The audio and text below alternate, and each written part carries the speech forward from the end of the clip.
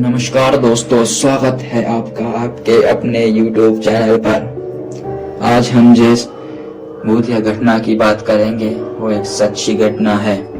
तो चलिए शुरुआत करते हैं सच्ची घटना की।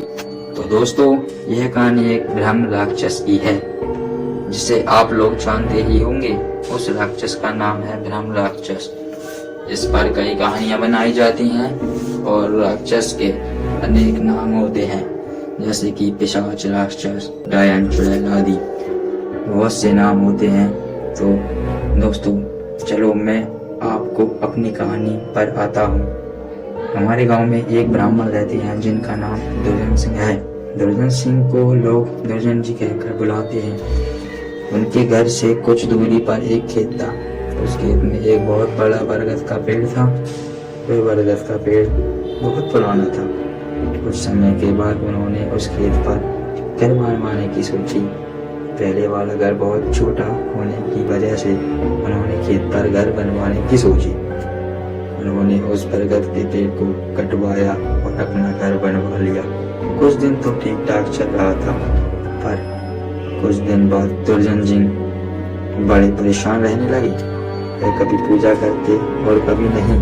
तो उनकी बीवी ने उनसे उनके बदले स्वभाव को देखकर पूछा कि तुम आजकल पूजा नहीं करते हो और आजकल बदले बदले से रहते हो, कभी बच्चे को डरते रहते हो, तुम्हें हुआ क्या है? दुर्जन जी के चेहरे पर मुस्कान आई और वह कहने लगे, मेरे घर को तोड़वा कर अपना घर तो बना लिया और इसे क्या पूजा करने के लिए कर रही हो? मैं ही तो भगवान हूँ, इसे पूजा करने की कोई जरूरत नहीं। वो कभी दांत मिचते, कभी बड़े प्यार से बोलते, कभी आंख लाल तो कभी सही हो जाते। उनकी बीबी के शक हो गया कि जरूर किसी का साया है और वो ऐसे बातें नहीं करते जैसे कि उनके अंदर से दो लोग बोल रहे हो। तभी उनकी बीबी ने उनको बिठाकर हनुमान चालीसा पढ़ने लगी। वो सोच रही थी कि अगर कोई उन्होंने सोचा अगर कोई होगा तो भाग जाएगा, पर दुर्जन जी पर इसका कोई असर नहीं पड़ा रहा था। वह एक ठग लगाए देखे जा रहे थे। उनकी बीवी काफी मंत्र और गायत्री मंत्र पढ़े।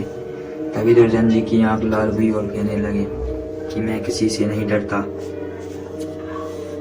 तू क्या समझ रही है? मैं इसे ऐसे नहीं छोड़ूंगा। इतने में दुर्गन जी कहने लगे, तू क्या सोच रही है? मैं ऐसे ऐसे नहीं छोड़ने वाला हूँ। तब तक उसका छोटा बच्चा वहां आ गया। दुर्जन जी ने उसे जोर से पकड़ लिया, अपनी तरफ खींच लिया और ऐसा लग रहा था कि उसके सिर को कच्चा ही चबा जाएंगी। उसकी मम्मी बोली कि बच्चे को छोड़ दो, इसने तुम्हारा क्या बिगाड़ा है? दुर्गन जी की पत्नी ने अपने बच्चे को अपनी तरफ खींच लिया। उसने फिर पूछा, तुम कौन हो और मेरे पति के अंदर क्यों आए हो? आप हमसे क्या चाहते हो? मैं आपके लिए क्या कर सकती हूँ? आप हो कौन? तब उसने कहा कि अगर अपना भला चाहती हो तो बरगद के पेड़ लगाओ, जितना भी हो सके पेड़ लगाओ, फिर मैं बताऊंगा कि मैं कौन हूँ और फिर मैं चला जाऊंगा। तब दुर्गन जी की बीवी ने 101 पेड़ बरगद के लगाए। एक दिन उसकी पत्नी ने देखा कि आज दुर्गन जी सुबह उठकर पूजा पाठ करके आ चुके हैं। तब दुर्गन जी के अंदर जो साया था उसने बोला, मैं तुम्हारे पति को आज छोड़ के जा रहा हूँ, तुम सदा सुखी रहो, तुम्हारे आचार विचार बहुत अच्छे हैं। मैं ब्रह्म राक्षस हूँ, वैसे मैं किसी को नहीं छोड़ता और ना ही किसी से डरता हूँ।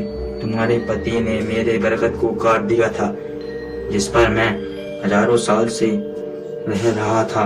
मुझे गुस्सा तो आया, पर मैं तुम्हारी अच्छाई के कारण मैंने इन्हें छोड़ कर जा रहा हूँ, तुम्हारे पति को छोड़कर।